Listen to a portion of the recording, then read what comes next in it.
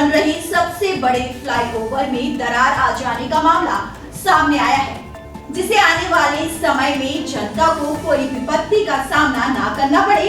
इन्हीं सब बातों को लेकर कांग्रेस पार्टी द्वारा महामहिम राज्यपाल के नाम जिला कलेक्टर को एक मांग पत्र सौंपकर उच्च स्तरीय जांच कराने की मांग की गई है।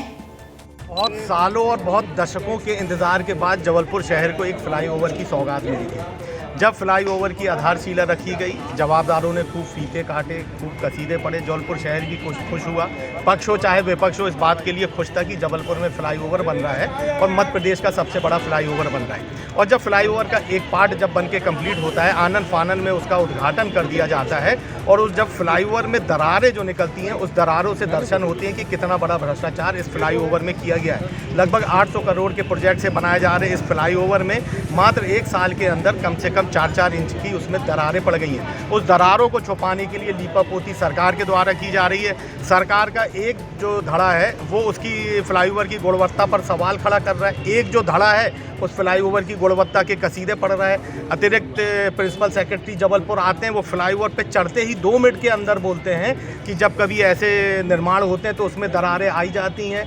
अतिरिक्त पीएस महोदय को समझना चाहिए ये फ्लाईओवर का निर्माण हुआ है, ना ही कोई नाली का निर्माण हुआ है, ना ही कोई सड़क का निर्माण हुआ है। अगर फ्लाईओवर में अगर ऐसी दरारें आ जाती हैं तो साफ तौर पे एक बहुत बड़ा संकट, एक बहुत बड़ा खतरा जबलपुर की आम जनता आगे जाके इसको झेलने जा रही है। हमने देश में अनेकों कोने से ऐसी खबरें देखी हैं, जब गुणवत्ता विहीन फ्लाईओवर का निर्माण हुआ है तो वो फ्लाईओवर धराशायी हो गए और हज़ारों की तादाद में लोगों की जानें गई हैं।